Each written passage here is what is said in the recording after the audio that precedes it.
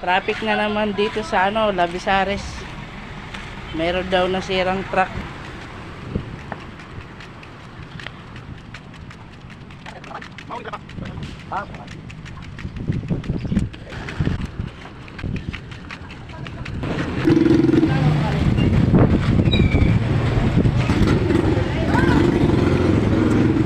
Ito yung sira.